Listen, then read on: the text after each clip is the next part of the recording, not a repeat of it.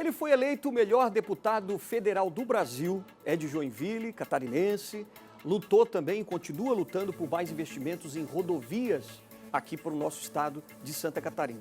Hoje eu vou conversar aqui no nosso Conexão ND e você seja muito bem-vindo a esse bate-papo com o deputado federal Rodrigo Coelho, do Podemos. Muito obrigado, Rodrigo, tudo bem? Tudo bem, Alexandre. Obrigado pela sua presença aqui.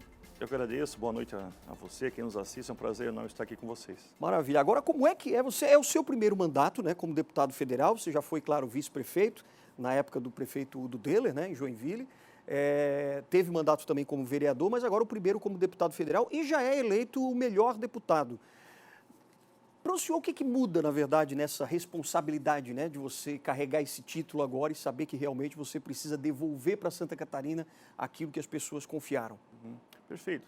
Na verdade, isso não me vai dessa, sabe? Eu acho que é um sinal de que estamos no caminho certo.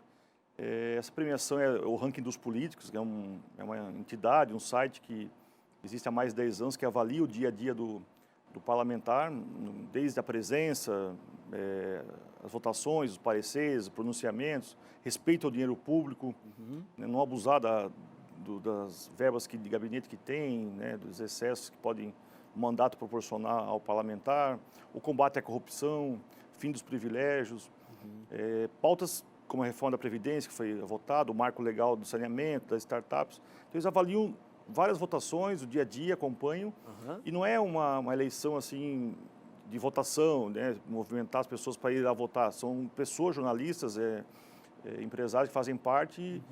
E eu, em 2019, fiquei entre os 20 mais bem colocados, 2020, acho que entre os 15, e esse ano me surpreendeu, confesso, né, de estar como primeiro parlamentar de Santa Catarina e do Brasil. No geral, somando deputados e senadores, fui o quinto.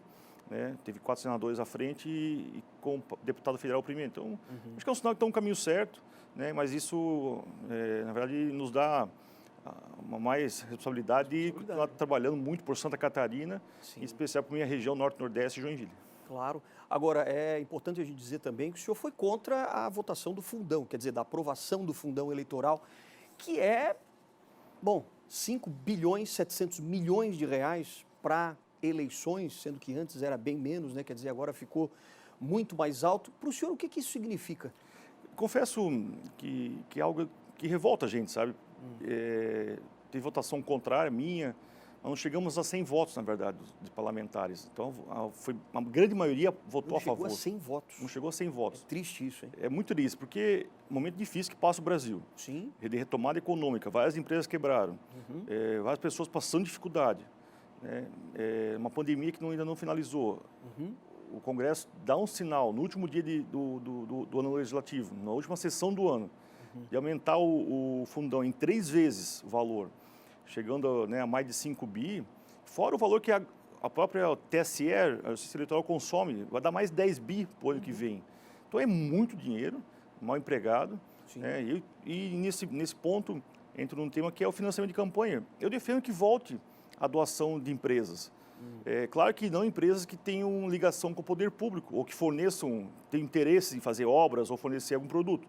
Mas qual é o problema, por exemplo, uma eleição de vereador, um mercado do bairro, uma farmácia do bairro apoiar um vereador com algum valor, que tem simpatia por ele, que é uma liderança comunitária? Não vejo problema algum nisso aí. E livra um pouco também os cofres públicos de financiar isso, né? Exatamente. Então, eu acho que o Congresso, esse não vai ser o ano, né? Mas na próxima legislatura é um tema que tem que ser debatido. Porque isso acabou, na verdade, o financiamento privado com a Lava Jato. Quando teve a Lava Jato, aquele escândalo que mostrou, né, os interesses das empresas, daí houve uma votação no Congresso que acabou com a doação empresarial, pode pessoa física, e começou a doação não, o dinheiro público, que é dinheiro nosso, do pagador de imposto, na verdade. Sim, nós que pagamos. podia, por exemplo, se aplicar em saúde, educação, nas nossas rodovias. Exato. Então, é uma bandeira sua também, né? Sem dúvida, né? O nosso estado, Santa Catarina, ele tem apenas 1% do território nacional.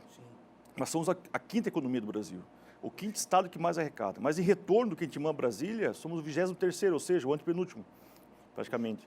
Então é muito pouco, né? E 470, 282, 280, 63 são rodovias que eu tenho 41 anos. Desde que me conheço por gente, se fala em duplicação. E esse ano, pega 280, né? Aquele trecho lá de Araquari até o Porto de São Francisco, por exemplo.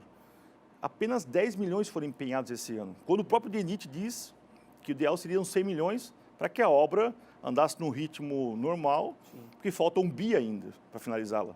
Então, realmente desgastante, faço parte da base do governo, eu apoio, né, o presidente Bolsonaro, mas eu não concordo com tudo que ele fala, né, o que ele faz, e muito menos com esse tratamento dado ao nosso Estado, que está muito aquém da fidelidade, inclusive da bancada catarinense, que dos 16 parlamentares, 15, no geral, votam com o governo, e é o local, o Estado, em que ele teve a maior votação proporcional do Brasil. Sim, é mais preciso, né? né? Então, acho que deveria ter uma atenção maior. A gente espera que agora, nessa vinda dele, nessa semana, na próxima, ele venha com boas novas, porque a gente fala, não falo por mim, eu falo em nome das pessoas que transitam diariamente, Claro. né, e que sentem na pele a dificuldade de circular numa rodovia não duplicada. Sem dúvida. A gente vai voltar ainda nesse assunto das rodovias aqui, que é extremamente importante para você que está em casa também.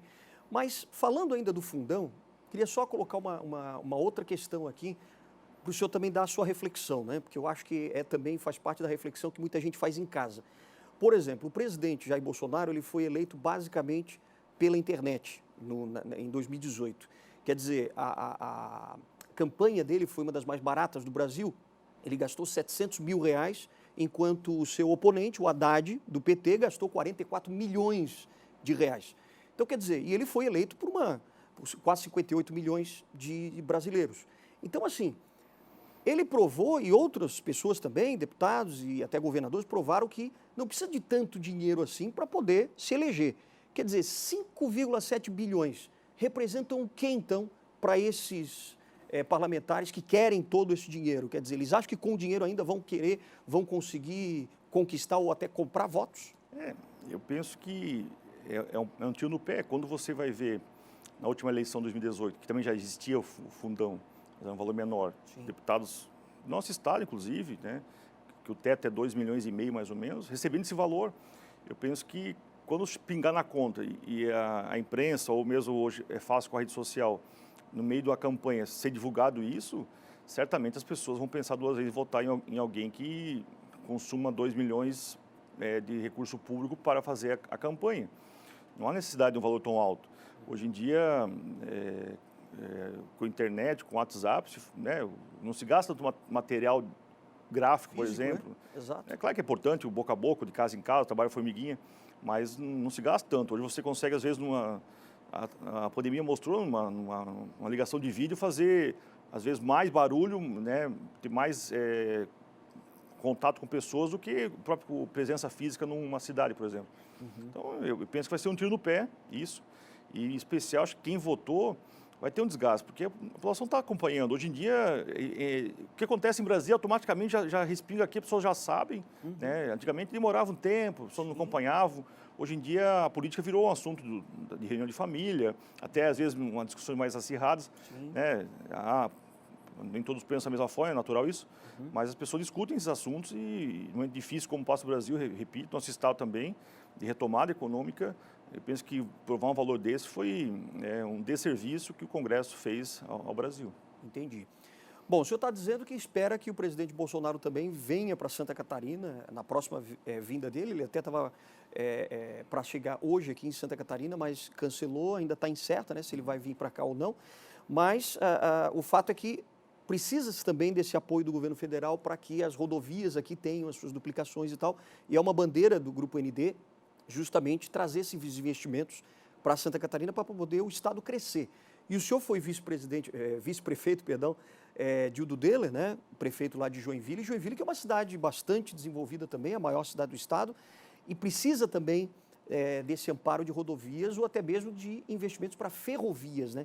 Como é que você vê essa questão dos modais que hoje fazem tanta falta aqui para o nosso estado para desenvolvimento? Perfeito. A gente aprovou recentemente, inclusive, no Congresso, o novo marco legal das ferrovias. Isso. Vai mudar o sistema de privatização, né, ao invés de concessão, autorização. Vai ser muito mais rápido e prático, inclusive com uma rodovia prevista para os próximos anos entre Cascavel e Chapecó. Daí vai vir depois a tão sonhada ferrovia do frango, né, que é todo o suíno, as aves do oeste até o Porto Itajaí, algo que pode ver com concreto, porque infelizmente o governo federal não tem pernas para fazer uma obra dessa. Então tem que ser concedida em ser privada, assim como foi a BR-101 no passado recente, que a gente transita, hoje já tem que pensar em quadruplicar ela, na verdade, né? O trânsito desse verão vai ser talvez o maior dos últimos anos. As pessoas estão vindo para o estado, não vão viajar para fora, não vão pegar avião, até por causa da vacinação, do Covid, e vão conhecer o nosso belíssimo estado, que tem 500 quilômetros de litoral com belas praias, e vão conhecer o Beto Carreiro, enfim, né, as praias nossas belíssimas, e vai congestionar. Joinville tem duas demandas muito urgentes, que é o contorno ferroviário, porque o trem passa no meio da cidade, e na verdade não tem razão nenhuma, porque lá não pega carga, não pega passageiro, não tem razão nenhuma para isso. São 15 pontos em que trava o trânsito. Então a cidade para 2 vezes ao dia praticamente devido ao trem. Essa obra custa mais ou menos 300 milhões. O que o Fórum Parlamentar Especial, a bancada do Norte e Nordeste conseguiu? Um compromisso do DENIT, do governo federal, para antecipar a concessão da Rumo, que é a empresa que explora a malha ferroviária lá, que ia vencer em 2028, para antecipar para o ano que vem, no máximo em 2023, e ela fazer a obra. Custa em torno de 400 milhões. E ela fazer a obra. E ela está interessada nisso, como já fez em São Paulo e no Paraná, até porque ela consegue fazer um trilho melhor e maior. Hoje o trem que passa por lá tem mais ou menos 60 vagões. Em São Paulo os trens têm 100 ou 120 vagões, o dobro. Consegue levar muito mais carga para o porto de São Francisco. A outra demanda é a duplicação das 280, um trecho que vai de Joinville, Araquari BR-101 até São Francisco, que faz em meia hora praticamente. Hoje em menos de 4 horas você não faz.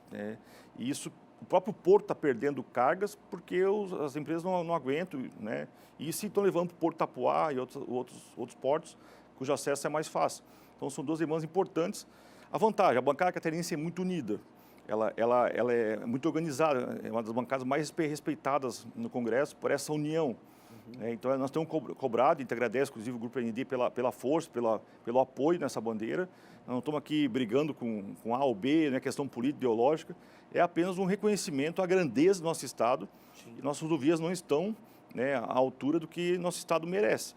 É inadmissível que uma BR-163, que eu falei do oeste para o litoral, o asfalto está esfarelando, pessoas colidindo de frente.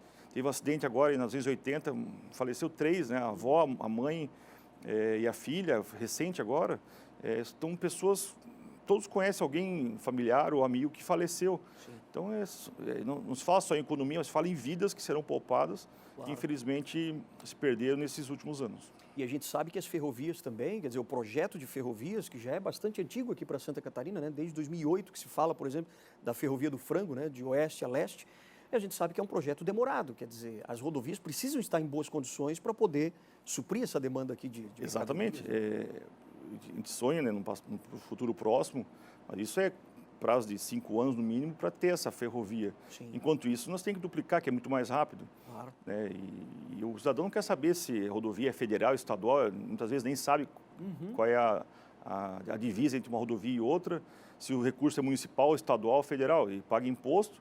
Infelizmente, muito do que a gente paga de imposto vai para Brasília e retorna muito pouco para o estado e para os municípios. E quer transitar numa rodovia com segurança e que não impeça o crescimento do nosso estado, que é um estado maravilhoso, um povo empreendedor, com empresas fantásticas, mas que realmente a questão da infraestrutura do nosso estado está muito a desejar ainda. E tem uma votação também que a gente aprovou recentemente, além do marco legal das ferrovias, que é a BR do mar, que é a cabotagem. É você fazer como se fosse uma BR mesmo, no mar, possibilitando esse trajeto muito mais barato, muito mais fácil, porque hoje é muito caro fazer esse tipo de transporte. E no país da Europa, Estados Unidos, isso é muito comum. E a gente aprovou e tem grande chance de implementar. E esse foi uma das grandes pautas do governo Bolsonaro, que andou bastante. As PPPs, as concessões. Tanto que quando sai uma concessão, é um sucesso, o ágio passa de 500%. Vem investidores internacionais, vou citar um exemplo aqui, que é o aeroporto de Florianópolis, por exemplo. Que todos sabem a transformação que foi do aeroporto Silvio Luz para o atual aeroporto, que é um dos mais modernos do mundo. E foi concessão, foi um sucesso a concessão feita no governo anterior, inclusive, mas esse concretizou e foi feita agora também a concessão do aeroporto Navegantes, aeroporto de Joinville, que vai estar no lote junto com Curitiba, Foz do Iguaçu e outros. Então essa pauta andou, e agora está em discussão a privatização dos portos de Itajaí e São Francisco do Sul também. Sim. E a gente tem acompanhado até o trabalho do ministro Tarcísio, da Infraestrutura, que tem feito um trabalho aliás, espetacular, nesse sentido aí também, das concessões.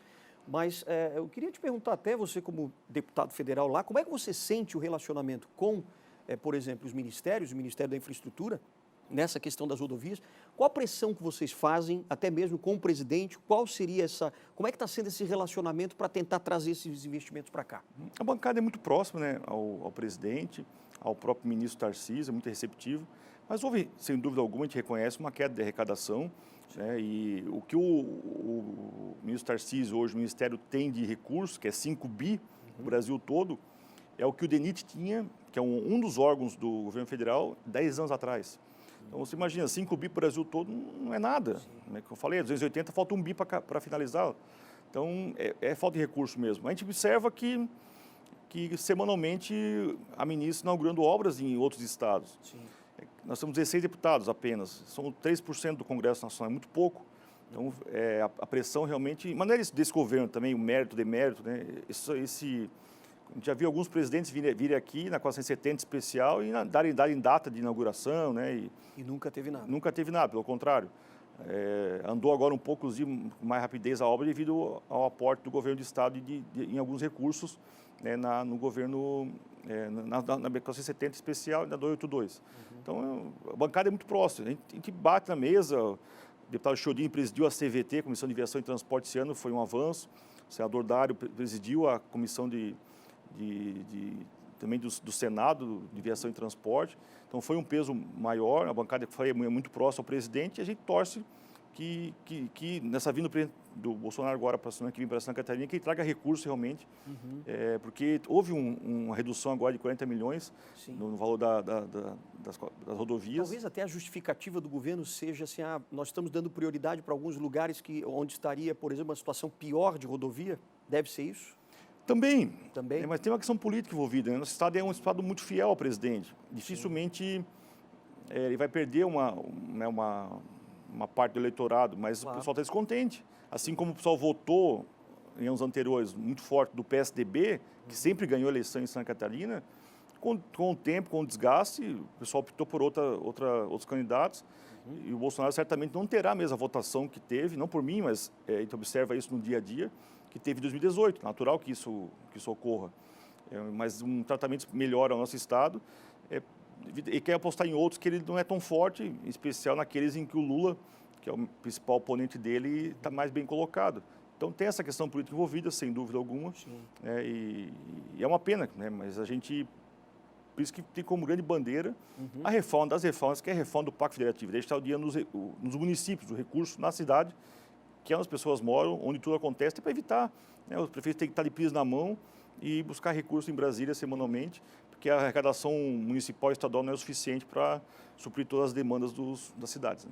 Bom, eu estou conversando aqui com o deputado federal, aliás, eleito, né, o melhor deputado federal do Brasil, agora em 2021, Rodrigo Coelho, ele do Podemos. A gente vai continuar a conversa aqui, o bate-papo com ele, falando também das conquistas que ele também trouxe aqui para Santa Catarina, de outras conquistas, e ainda também vamos falar da chegada do 5G aqui em Santa Catarina e também de algumas outras questões políticas que são importantes a gente perguntar também, e espero que o deputado entenda, né, a nossa curiosidade. A gente volta daqui a pouquinho, depois do intervalo. Aguardem.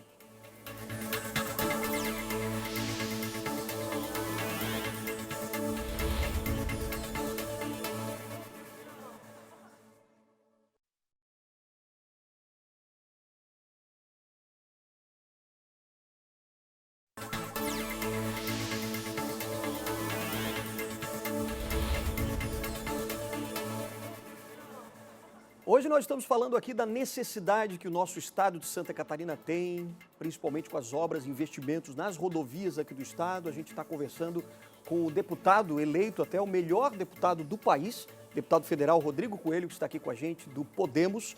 Aliás, Rodrigo, eu queria que você falasse agora um pouquinho para a gente.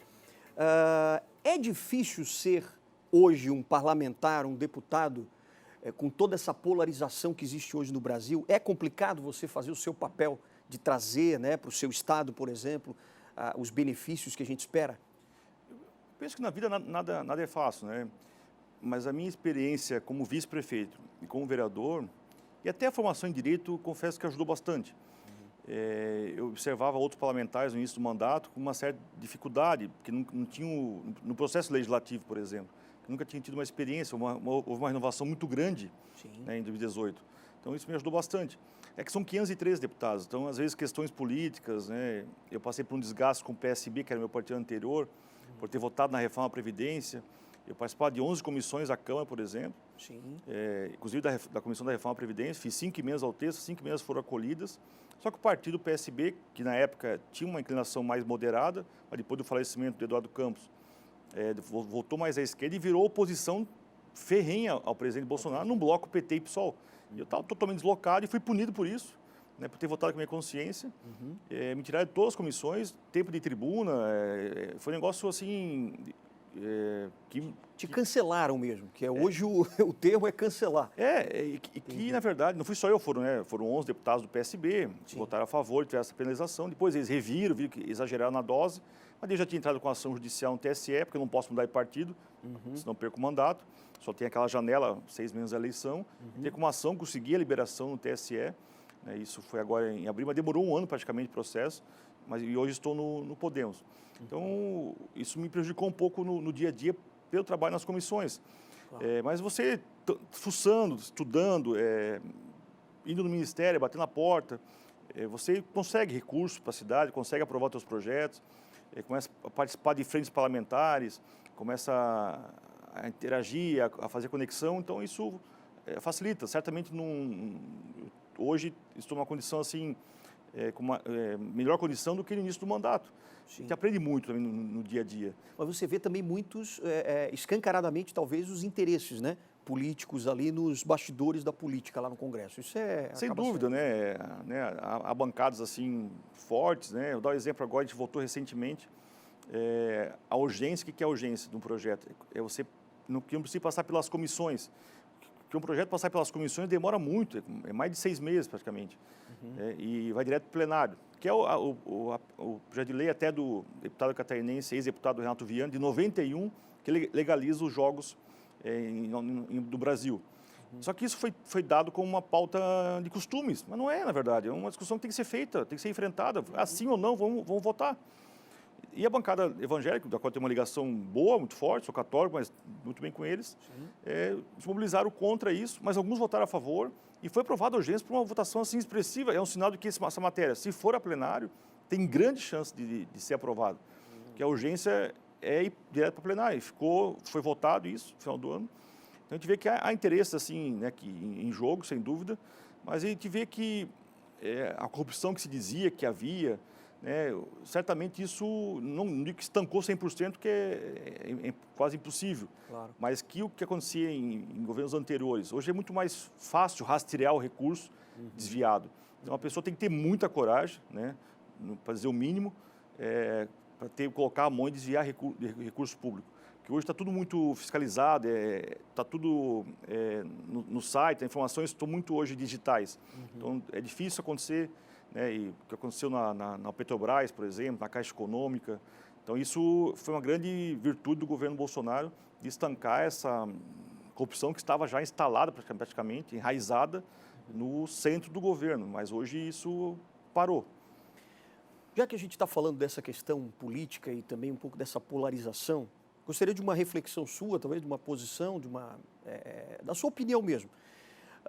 A gente viu agora aquele teatro das tesouras que a gente sempre via, né? PT, PSDB no poder, ficava lá a Dilma brigando com o Aécio, ou às vezes o Lula brigando com o Alckmin e tal. E agora a gente vê a união de Alckmin com Luiz Inácio Lula da Silva numa possível chapa para o ano que vem. Como é que você vê isso, sendo que o brasileiro, você percebia, né, não, o PSDB é totalmente contra o PT, vamos tirar aquela ideia do socialismo do PT, e na verdade agora eles estão unidos. O que você pensa disso? Nós, né, já somos recebidos com muita estranheza isso. Imagina a pessoa que acompanha isso, que não vive o dia a dia da política, porque o PSDB, na sua origem, a social-democracia, na sua origem, ela é centro-esquerda. O PT estava mais à esquerda, com os governos Lula e Dilma, foi um pouco mais ao centro, mas é um partido de esquerda. Mas eles se opuseram durante 16 anos, praticamente. 8 anos do governo Fernando Henrique, e 8 anos de governo Lula e depois a Dilma. E você vê hoje, né, Alckmin, da qual eu votei nele 2 vezes, por exemplo, né, quando foi candidato, aliado e cogitando uma vice do Lula, realmente nos causa muita estranheza.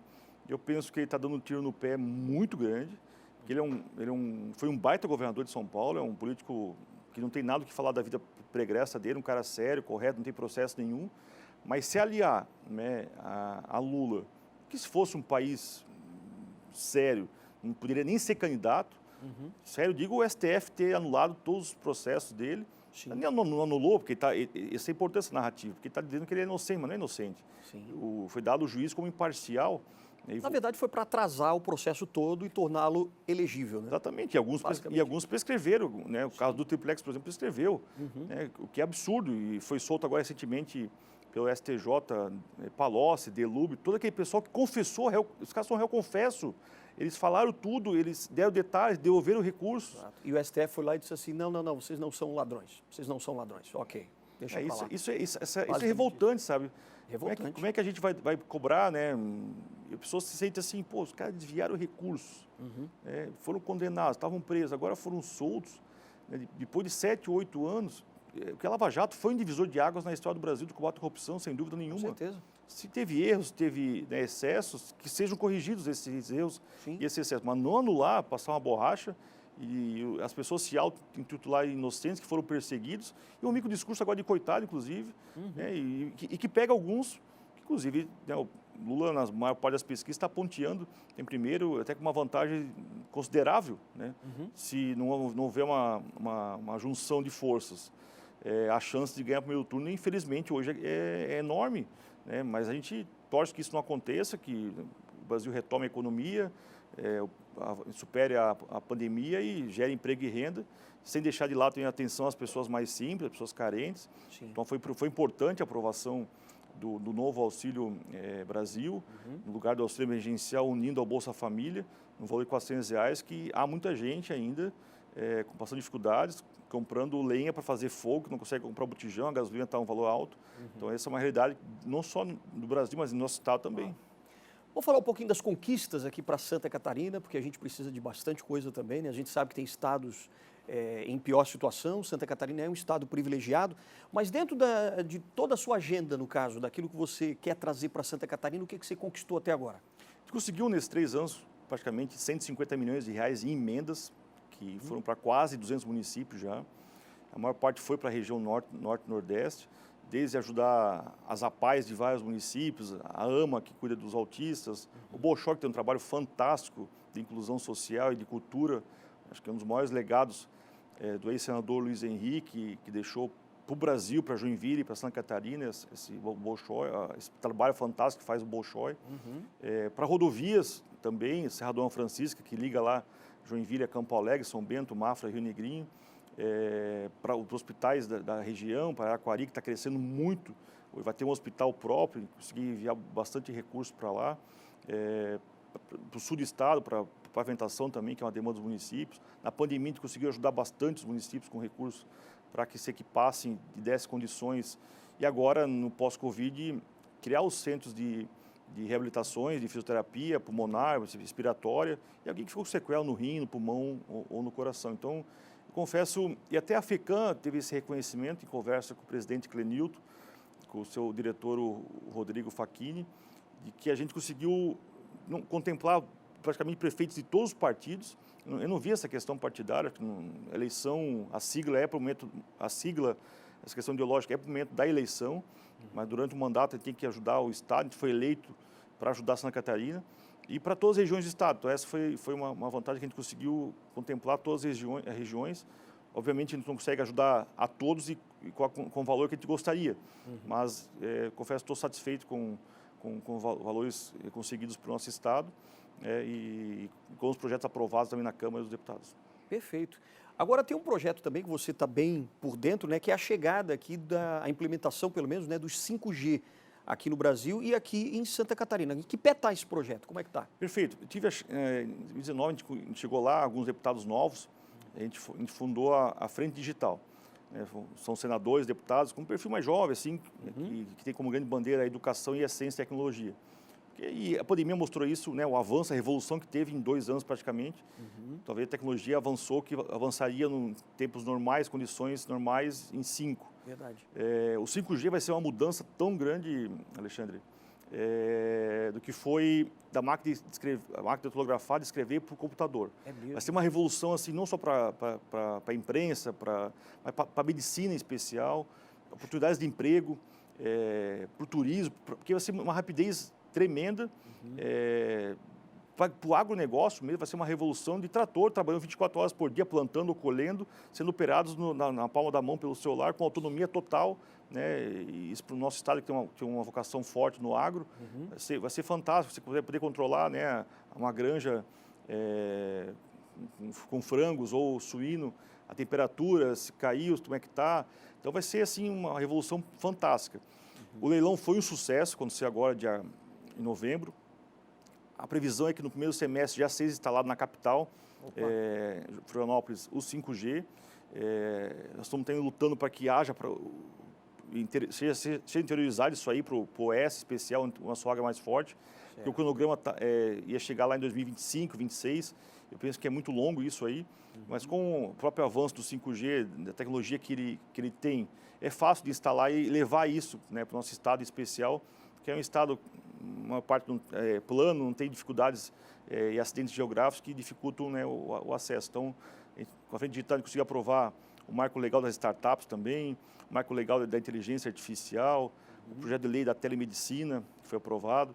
Então, a Frente Digital realmente tem essa vocação, e eu tive a chance desse ano assumir como coordenador, me dar a honra de levar esse tema em discussão no Congresso Nacional e ser muito bem recebido pelos deputados, que é uma matéria que interliga todas as bandeiras ideológicas, todos os partidos, todos os assuntos, e que vai ajudar, né, o dia a dia das pessoas, inclusive na inclusão digital delas, né, que hoje em dia todo mundo faz praticamente grande parte das operações na palma da mão. É verdade, é verdade. Agora, então, a gente já tem esse vislumbre aí de que até o primeiro semestre, até final do primeiro semestre No máximo. de 2022, no máximo, até julho, por exemplo, Sim. já vai ter na capital. Sem dúvida. Em Florianópolis. Em Florianópolis. Esse foi um compromisso assumido pelo ministro Fábio Faria.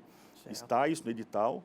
As empresas ganharam, inclusive, do lote sul aqui vai ter empresas catarinenses, inclusive, que estão nesse grupo de empresas que ganharam a concessão de implantação do 5G para o nosso estado. A gente espera que, então, está firmado que até julho será instalado em Florianópolis. Como Joinville, né, é uma das poucas cidades que é maior do que a capital, nos estados brasileiros, também está previsto instalar o quanto antes. Ainda no ano 2022? 2022, vai isso para o segundo semestre daí. Então, e a educação vai ser, né, a gente ficou 2 anos aí, praticamente, muita gente sem acesso à educação, ou, não fazendo de conta, mas uma educação muito aquém do desejado.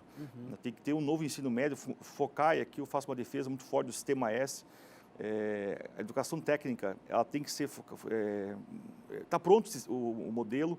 Na Rússia, por exemplo, em Moscou em especial, 97% das escolas têm educação técnica. Já. Coreia do Sul fez isso, Singapura fez isso, o Japão fez isso. Porque o jovem hoje, com 14, 15 anos, ele quer trabalhar, ele quer criar um negócio, ele quer fazer uma startup, quer ganhar dinheiro, vender online. Claro. E ficar naquela aula lá, de química, física, que às vezes não vai ser utilizado para, né, só para vestibular, muitas vezes. Né? Parece que o nosso currículo educacional não está seguindo o avanço da tecnologia, não segue mais essa geração, né, que está tão rápida. Exatamente. Né? Então, os alunos, hoje a evasão escolar é um desafio enorme que nós temos, tá? Em especial o governo do estado, porque a educação de segundo grau é responsável do governo do estado, a evasão é muito grande. Tá? Nós temos que focar no ensino, então é importante fazer essa parceria com o Sistema S, com os federais também, para o jovem ter interesse. E capacitar também o professor. O professor ele não está também preparado para dar uma aula, né? Muitos estão no giz e cera ainda, estão lá no quadro, né? E não é por aí. Hoje é tudo online, você consegue dar aula no... Já não atrai mais a atenção do aluno, né? Exatamente, você prender a atenção do aluno durante 4, 5 horas por dia, né? Com tantas, né, tentações do aluno ficar mexendo em celular e outras coisas, não é fácil para o professor. Então, aqui eu tiro o chapéu para essa profissão que eu considero a mais nobre de todas. Mas é um desafio também capacitar esses professores para esse novo modelo de ensino, para esse novo sistema, que possa prender a atenção do aluno, né, e não ser apenas aquele que fala a relação educacional bancária, né, de depósito de informações, não é isso. O professor tem que ser um facilitador e o aluno, ele mesmo, ir atrás, e a gente tem que ter consciência também, que seremos autodidatos pela vida toda. A gente vai morrer estudando, aprendendo, desaprendendo, e tem que se virar, fazendo cursos, né? Hoje a graduação, a faculdade não é garantia mais de emprego. Então, você tem que estar sempre estudando, se atualizando. Por isso, os cursos técnicos são a grande saída de empregabilidade no nosso estado. Rodrigo, uma última frase, um último pensamento agora. O que você espera, você como deputado federal e na tua carreira política agora daqui para frente, o que você espera para Santa Catarina do futuro? O que você imagina para Santa Catarina? O estado máximo de inovação, né? Esse, sem dúvida. Isso foi um slogan já de longa data, mas eu vejo o nosso estado como sendo um estado exemplo do Brasil, não só em turismo, né, na beleza natural, de um povo trabalhador, empreendedor, mas focado em inovação. A inovação ela é a palavra do momento. Inovar não só, a gente fala assim, ciência e tecnologia, inovar no seu dia a dia, no seu negócio, na sua empresa, na sua carreira como servidor público, é possível inovar, empreender lá. Então, esse é o trabalho, esse é o foco da Frente Digital também, é o que nós temos focado em Brasília no trabalho, é a inovação. E com o 5G, sem dúvida, vai ajudar e muito, vai facilitar e muito nessa revolução digital para os próximos anos. E nosso estado tem tudo para ser, né, o exemplo do Brasil e levar, né, ser o estado que vai levar isso e fomentar, inclusive, outros estados a seguir o seu exemplo. Maravilha. Deputado federal Rodrigo Coelho, quero te agradecer mais uma vez aqui a sua presença no nosso Conexão ND de hoje, desejar um Feliz Natal e um sucesso também, que o senhor consiga trazer muito mais conquistas aqui para Santa Catarina nos próximos meses, nos próximos anos também. Obrigado, hein? Eu agradeço, Alexandre. Obrigado pela oportunidade. Quem está nos assistindo, um abençoado Natal, um excelente 2022. Forte abraço a todos, conte com a gente. Parabéns ao Grupo ND. Maravilha. Para você também de casa, um excelente Natal. Tomara que tudo que você sonha aí se realize, né, para o próximo ano, que a gente consiga estar junto também agora. Bom, semana que vem a gente ainda está de volta, né? Mas um excelente Natal para você. Até mais.